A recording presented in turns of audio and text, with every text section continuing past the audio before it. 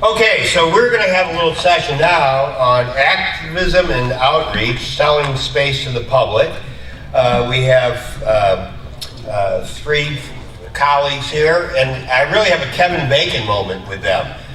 Liz is the head of the Teacher in Space program, and at NASA, I was the head of the Teacher in Space program and the Spaceflight Participant program. Then we have Ryan, who's with Yuri's Night, but he also worked at the Xprize, and both Ryan and Nathan have both worked with Peter Diamandis. I worked with Peter Diamandis with the Zero Gravity Corporation, something I never want to work for Peter Diamandis again. There's something about entrepreneurs that will drive you crazy at the end of the day. Brilliant that they are. And then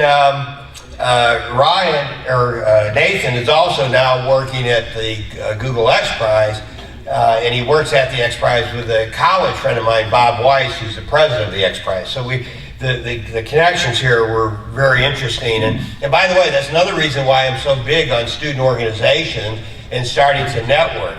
The first student conference I did at Southern Illinois University was over 35 years ago, and to this day I still run into people who were at that conference and are colleagues of mine. So it's a tremendous way to start networking. So we're going to start here with Liz Kennick. She is the head of the Teacher in Space program, Teachers in Space. This is not a NASA program, it's an outside private organization, and we're going to hear about what they're trying to do now to really engage teachers in actual space activities. I've kind of lost track of what you've all been doing, so I'm really looking forward to your presentation. At one time, they had a goal to put teachers on the shuttle, which we did with the Teacher in Space program. Didn't exactly work out how we had thought with the Challenger program, but it did lead to the Educator Astronaut program, and there are currently 3 teachers that are in the astronaut corps. So Liz is going to tell us a little bit about what are they doing now with the Space Frontier Foundation to help with getting teachers directly involved in space missions.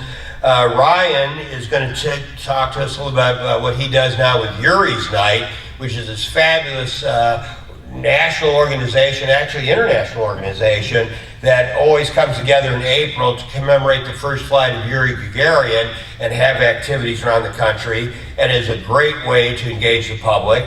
And then Nathan, who is now with the Google Xprize, which I'm really looking forward to, because as I talk to some of these people that are involved in the Xprize competition, they've got wonderful ideas of how to engage the public during their mission. So please welcome Liz. Is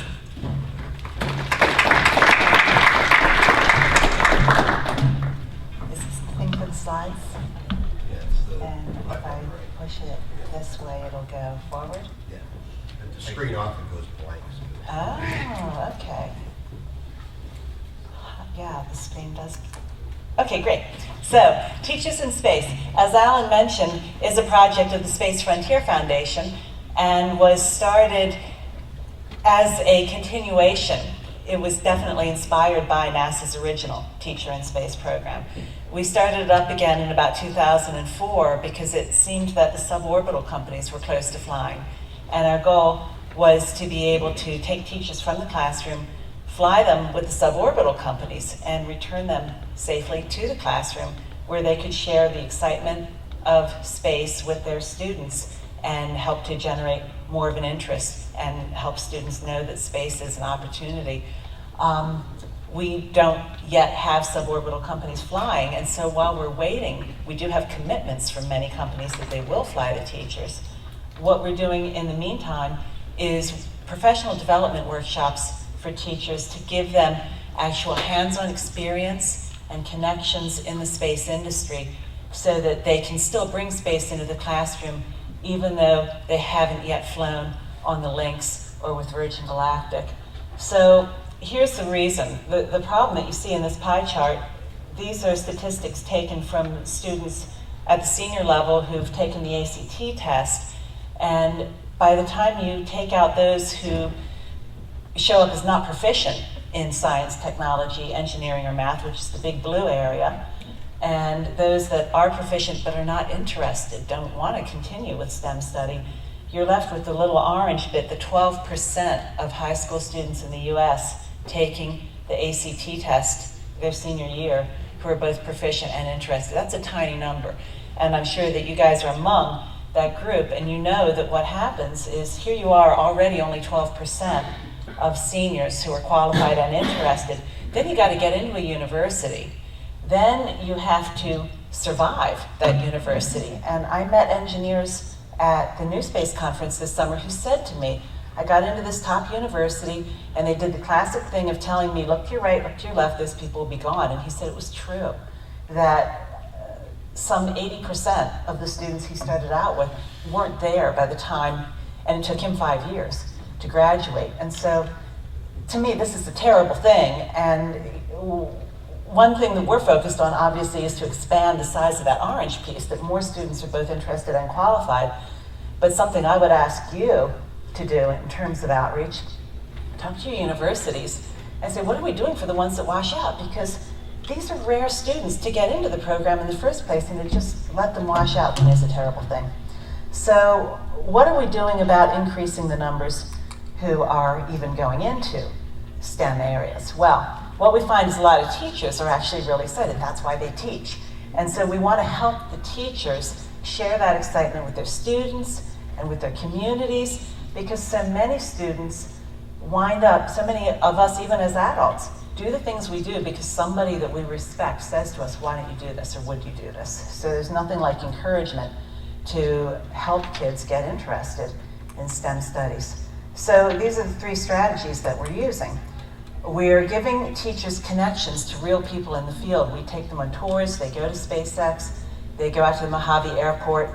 We saw Virgin Galactic test this summer.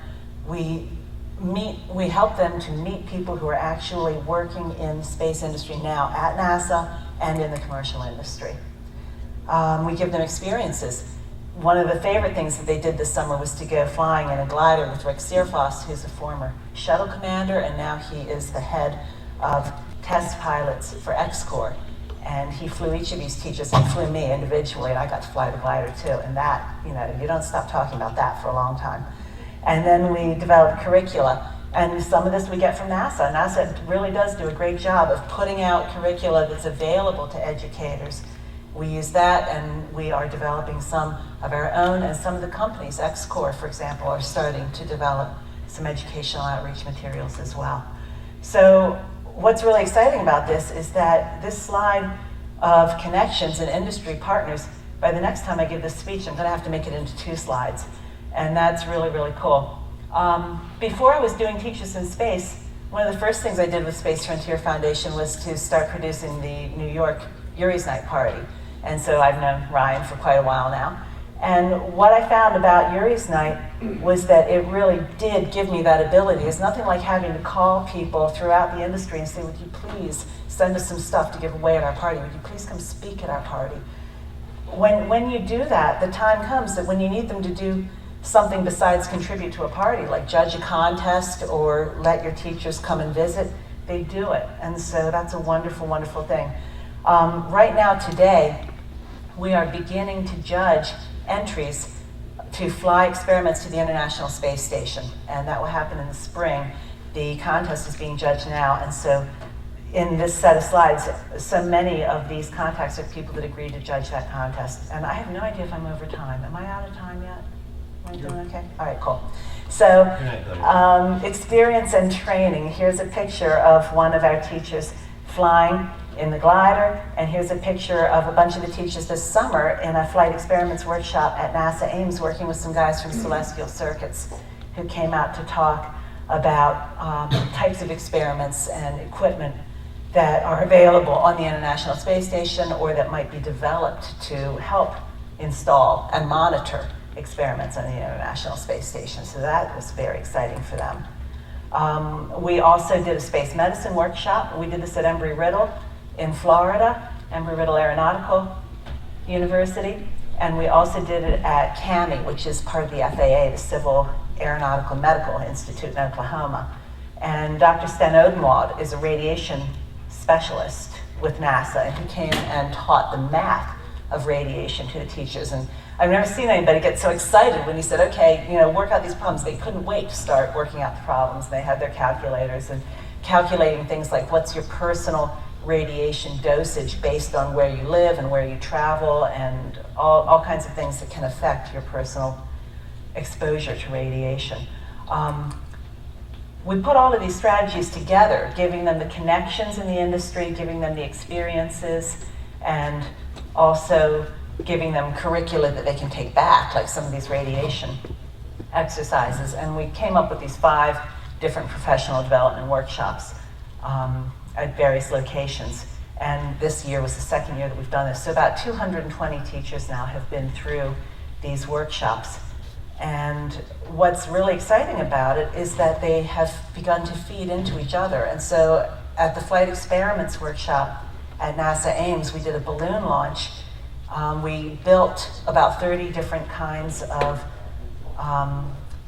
different meters to fly in the balloon, and we got some 15 million data points. Turns out that there was a new solar flare at the same time that this launch went up, and we got some data on that. And so we found that some folks from NASA and from NOAA and from the FAA are interested enough in that to be wanting to see us develop this balloon launch program and have it become something that more and more schools can do, which is great. And so I was happy to hear Alan talk about participatory, because this is what we find. When I was a kid, they used to haul us out of school to go watch the one TV that we had in school every time there was an Apollo launch and landing. That was terribly exciting, but it's so much more exciting to be building your own experiments and doing your own launches. And that's the thing that's going to take people from just spectators into participants. We took the teachers flying on a Zeppelin, and we took along a reporter. We took Carol Pinchevsky, who blogs for Forbes, and so she wrote about it. And so this is part of outreach. You know, you can do stuff yourself, you can do stuff with your immediate audience, the teachers, but if you can include the community beyond that, more and more people are going to know about it. So here's an example of what a payload box might look like when you're launching your experiment. This gets connected to a weather balloon, and then eventually as the balloon rises it will burst, and you go retrieve your payload and see what kind of data you got. International Space Station experiment that we're going to launch, there have been 2 already through the SSEP, the Student Spaceflight Experiment Program. We're going on mission 3 in the spring. There are many slots available in that. We purchased one of them.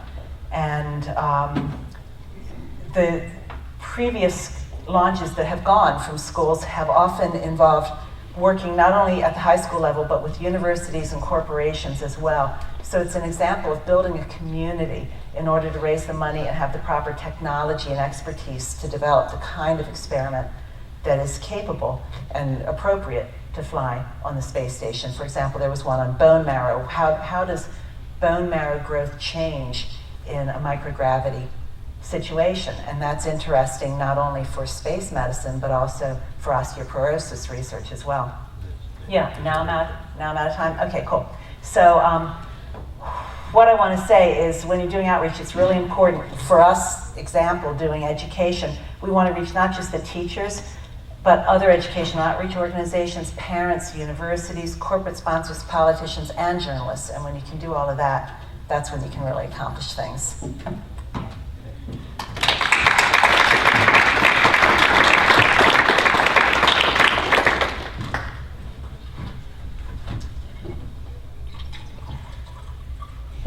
As my slides come up, I can say it's great to be here in Buffalo. I've driven through Buffalo many times. I grew up on the Golden Horseshoe, but on the North Shore up in Toronto. So it's really nice to be here with everyone. And here we go. My first time back as an alumni too. Just before I start, I was over at CU Boulder for my PhD and helped restart our chapter out there. So I'm glad to see a lot of Boulder people in the audience, and just want to say hello to people on the webcast. I know there's people in the Netherlands watching, and hopefully a lot of people will watch the recording of our talks and panels from the entire conference. So selling space to the public, our title here, and I'm going to kind of jump right into it. We had the 4 questions that were kind of outlined to us. So I'm going to kind of go through those with some of my personal opinions, and then I'll talk about Yuri's night a little bit. So how important is it to the public? I think it's absolutely critical. It's the life support system of the entire industry. If they're not behind us, then we're gonna have a lot of trouble developing our industry as a whole. Just to kind of touch upon some of the stuff that I'm now doing at Space Florida is that we're basically an economic development group or wing of the Florida government. And we're sort of investors to help bring all these new space companies to Florida to set up shop, and sort of our number one metric is to create jobs. So everyone needs support, of course, and so that's obviously one of the large inputs here is going to be SEDS and them coming in and working for all these companies. I have a kind of a comment up there about new space. How old is new space? For me, it's 10 years old. I've been involved for about 10 years now. And I think the Xprize being one was one of those kind of launch-off moments for me as well. So the next question that was up is, what's the industry doing to gain public support? And as Alan's already mentioned, it's pretty much everything they can think of. There's a lot going on out there, but there are skills that need to be sought by professionals in different areas, and that's definitely happening now with a lot of these groups. For instance, getting media professionals to help with certain aspects of talking to the public. So it's really important that you find the right skill set for what you want to deliver. The role of media in spaceflight awareness, I think that's the question. I'll wait for the monitor to blink. Yep, okay, so it's gonna seem kind of loaded. Jeff can get at me later, but it's really up to us to do our jobs, and then the stories will fall out of that. We shouldn't be trying to create news. We should be trying to create projects and work and let the news come out of that. And it's always great, of course, when you can end up on The Daily Show, as Chris showed us clips from his latest venture, which is just fantastic, because then we know we're actually reaching the mass media market, and we're really going to reach even bigger market of people that aren't maybe interested in space, or they were once interested in space, and it'll help reconnect them. So the kind of fourth question here, how has social media been involved with our industry and the public? I think it's a game changer. We've really seen a lot of different outlets out there. This is even an old graphic too. There's tons more and different connectivity. And that's really how Yuri's Night kind of plays into this, is that a lot of these tools are used to help connect people around the world in a World Space Party. So a little bit about Yuri's Night. It's every April 12th. It was started, the first year was in 2001, so it was kind of this cosmic holiday that brought people together, where Yuri Gagarin's flight in 1961 was April 12th, but also the first space shuttle flight was also April 12th. And so this is a great way that sort of the young professionals in the space generation found an outlet to how do we connect people around the world. And as we go forward, we're finding more and more ways to connect these people. So about pushing the boundaries, so Yuri's Night is really about everyone. How do we reach every demographic, every country, and every permutation of that? The idea is that we want to get everyone involved, interested in Celebrate Space, get them interested in human spaceflight in particular, but there's a lot of kind of STEM and technology that overlaps a lot of these things. In Boulder one year we had Joe Tanner come talk during Astronomy Day, because he was an astronaut who worked on Hubble, so it really connected the astronomy to the human spaceflight side of things. And again, Yuri's Night is about different types of celebrations, not just a party of one type. So you can see there's a star party in the bottom corner. That's NASA Ames. I think that's Pharrell at a concert they did out there. And then I believe that photos from a kind of family-oriented party in Croatia. So here's just a couple shots of places around the world that celebrate. Melbourne with their audience that did a lecture, basically a lecture to all ages. And of course, there's a lot of universities that do very specific talks, like having a guest speaker come in and specifically talk to university age groups. So obviously we encourage every type of event possible. Here's one of the bigger ones. 6,000 people were at this event, and it was basically a space day out at NASA Ames. The day before, they actually had 6,000, I think it was grade 5 students that all came from the Bay Area and did an outreach day. So over 2 days, they had 12,000 people that they were engaging about space activities. And then, of course, they go home or talk to their friends about the exciting time they had, and it spreads further from that. A SEDS example, of course, my SEDS allegiance with Boulder. This is one of our events at the Lazy Dog. So every year Boulder usually does some sort of major outreach component, and then some sort of thing that hits the level of college party. And when I was out there every year, we made it free, and we made it. We had bands that were kind of just starting up come in and play for free. and gave them great exposure. So there's a way of doing this at practically no cost, just time and effort.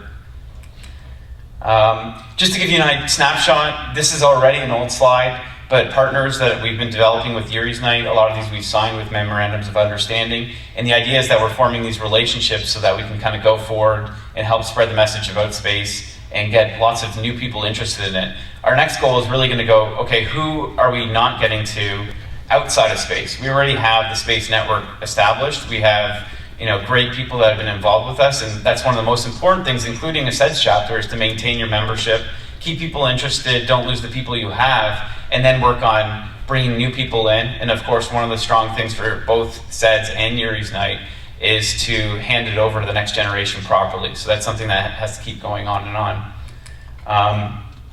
Next slide here is space station. We were lucky enough to, Ron Garriott flew 6 t-shirts up with him, and the entire crew celebrated the 50th anniversary of human spaceflight in style. So they had a Russian dinner and a movie that night on the station.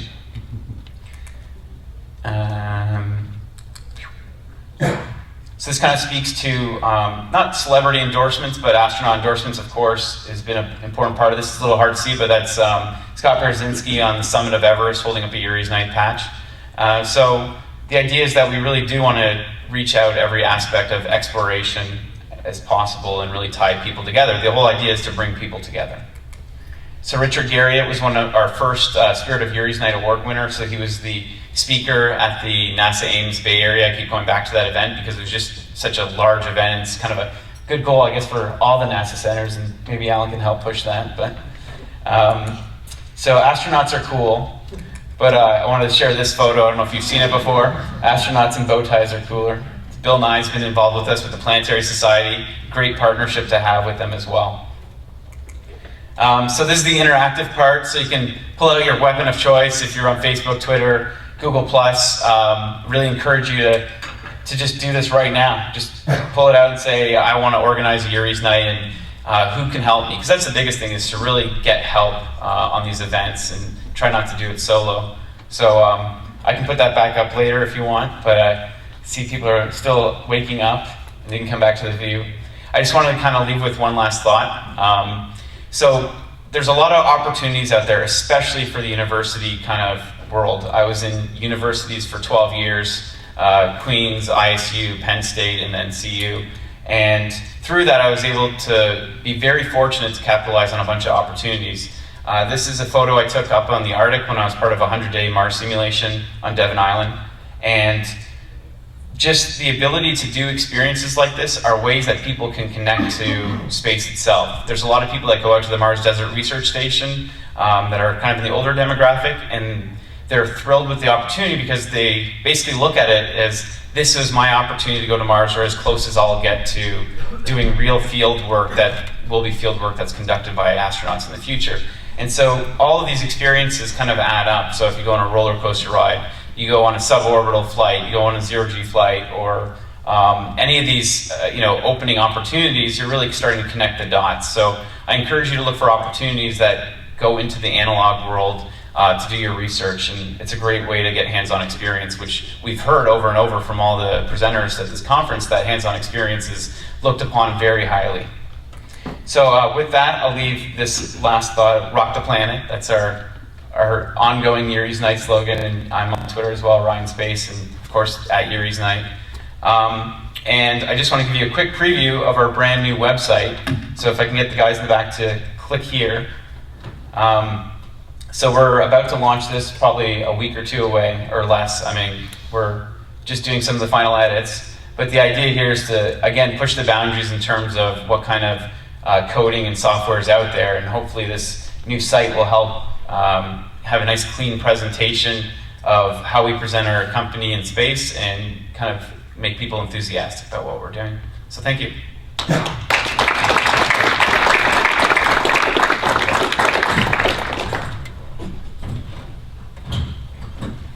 Hi everyone, like Ryan, this is my first time back at SpaceVision as an alumni.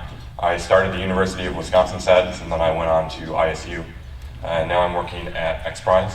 So I'm going to go pretty quickly over the general overview of the GLXP. If you want to know more about that, you can use this great thing I use in college called Wikipedia, or you can come talk to me later. And then I'll focus more on the activism and outreach sessions, and then we can hopefully get to some questions. So the Google Lunar Xprize was started in September 2007. We just had our 5-year anniversary. It's a $30 million total prize purse. $20 million will go to the winner, $5 million in the second prize, and there's also $5 million in bonus prizes, which include visiting heritage sites, finding evidence of water, as well as promoting overall diversity throughout the prize. So the fundamentals of the Google Lunar Xprize, I love this graphic, perfectly sums it up. You need to launch from the Earth, you need to land on the moon, you need to move 500 meters, and you need to broadcast back what is called a mooncast, and that consists of near real-time video and then later HD video. So we have 25 teams competing, and these are the surface vehicles that they're using. They range from rovers to landers to big giant balls. They have lots of different innovative solutions. So we have 25 teams from 16 different countries on 4 continents. So the Google Lunar Xprize is truly an international prize. This is a really neat graphic that we've sort of just released. It shows all the landing sites of all the different robots. You'll see that a lot of them are in the equator region, looking at some of the heritage sites. And there's also ones going to the poles where they can maybe look for some water. We've also just released, we just started creating some new graphics that we're going to use in terms of public promotion. And it's looking like we're trying to make a storyboard of what these robots are going to do on the moon. So you see here is just like an image of the lunar lander. Here would be if you have a hopper that's moving along the surface. Here you see a rover as it goes out. And then maybe this is something you would see as the rover looks back to see where it's come from as it's completed the 500-meter journey. So the prize has 3 objectives. There's the technical objectives, there's the build a sustainable lunar economy objective, and there's inspiration and education, which is the focus of this panel. So in terms of Google Lunar Xprize awareness, you can think of it as a bullseye, where initially we start with like a sort of a small, very passionate group, and we're working out throughout the circles, increasing our awareness exponentially. So in September 13th, 2007 is when we started. And then after that phase is sort of we're adding teams, we're bringing people in. And now we're sort of in the area where all the teams are set, they're building their hardware, and the Google Lunar Xprize as an outreach organization is focusing on promoting the stories of the teams and showing off the teams. And then about a year before teams start to launch, we're going to start going more into mass media, trying to tap into the general public. You'll see first launches happening around the end of 2014, 2015 timeframe. So you'll start to see a lot more of Google Lunar Xprize in the media towards the end of 2013. And then after that, we also need to look at how we handle after the competition has been won and moving on to either the next prize or looking at how you continue passion for this project and the teams that have competed in the Google Lunar Xprize. Oh, wrong way. We also have some educational outreach. The main thing that we do is called Moonbox. They use Lego Mindstorm robotics kits, which we also used in university. So I think it's cool that it's grade school age children who are using Lego Mindstorms in order to compete in a mini Google Lunar Xprize challenge. So this year we had 147 teams enter, and they entered through a short video explaining why the moon, why space is passionate to them. And then 30 of those teams were selected to build a lunar landscape out of Legos and then build a Lego Mindstorm robot in order to accomplish tasks. And going into the future, we're going to be creating Moonbox in a Box, which is something we can give to schools that's all-in-one package. So they don't really need to buy all these things. Everything that they need is going to be in there. So it's sort of trying to focus our efforts more on schools and science centers and things like that.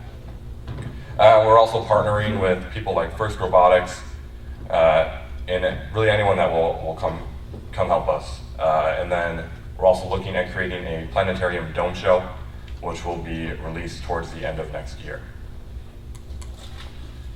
Let's see what we get. Okay, so social media use in GLXP. Our 3 main things that we use are Facebook, where we have about 10,000 likes, Twitter, where we have 28,000 followers, and YouTube. And the thing about all these social networks is they have very different audiences, and sometimes you want to tell a great story about space, but all these people really want to see are pictures of cats wearing Superman costumes. And you need to give that to them. You need to really talk to your audience, because it's not about what you want to say, it's about how you can best interact with your audience. So for more information, you can go to our website, lunarxprize.org. You can email me, nathan.wong@xprize.org. My Twitter is @NathanPWong. Or go to any of our social media channels on YouTube, Facebook, or Twitter. And yeah, with that, I'd like to give it back to Alan so we can continue the panel.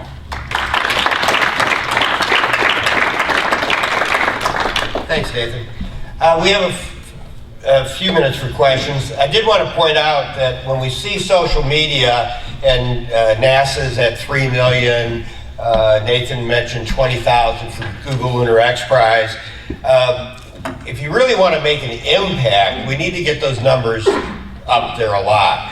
Actually, Google Lunar Xprize does better than many corporations that are involved in the aerospace industries that are more below the 20,000 area.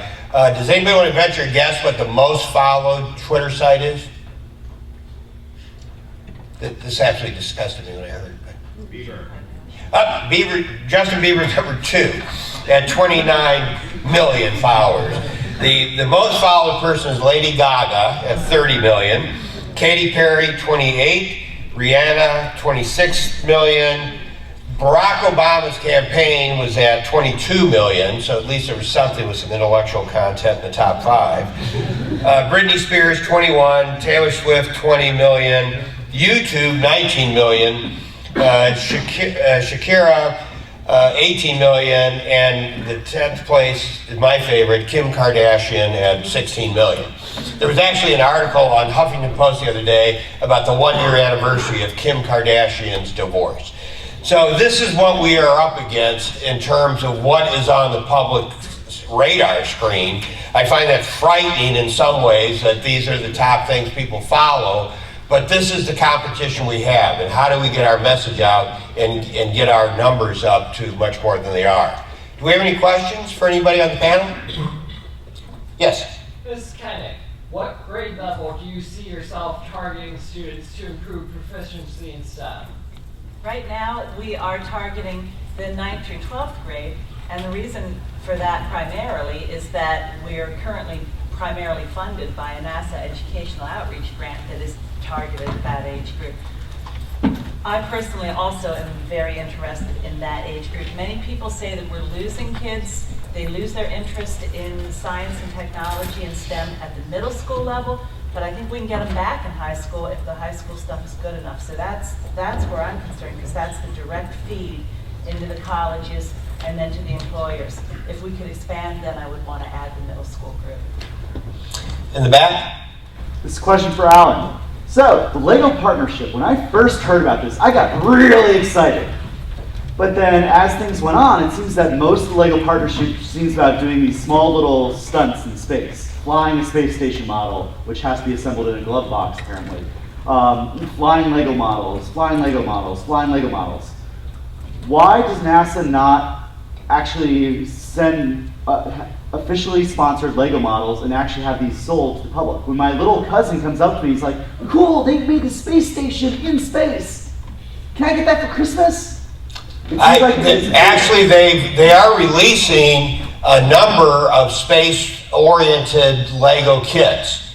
And if they're not out on the market, they're supposed to be out on the market soon. That was part of the agreement.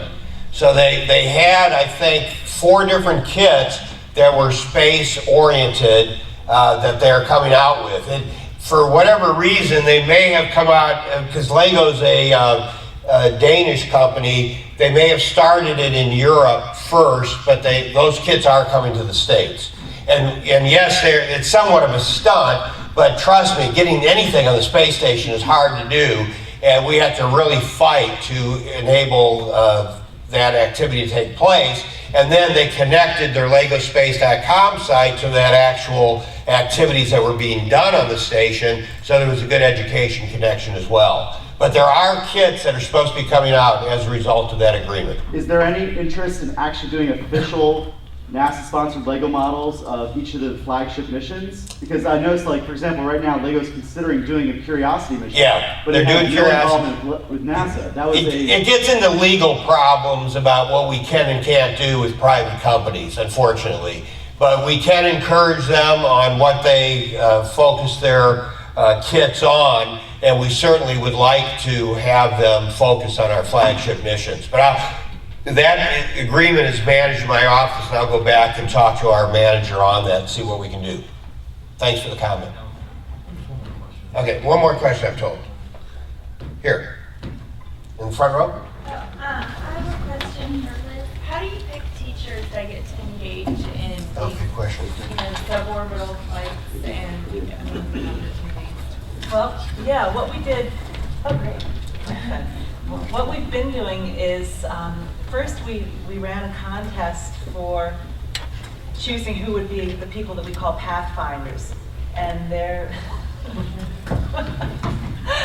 so we chose them, and we chose 7 of them. They're teachers who are highly qualified and also very good at outreach themselves. And they're the ones that have been promised the initial flights from the suborbital companies. So for the workshops, we have had those pathfinders speaking at educational conferences. I go and speak at educational conferences, so we try to get the word out. We've purchased mail lists, we've used NASA Neon, we've used Facebook, all different ways. And then we have the application process, and the pathfinders sort through those applications and choose the teachers to participate in the workshops. And we're usually able to accommodate 25 to 30 teachers in each workshop. I'm told that we have to take a break, so it's time for some networking. Thank you all for coming this morning, and we'll be available for any other questions. Thanks for the panel.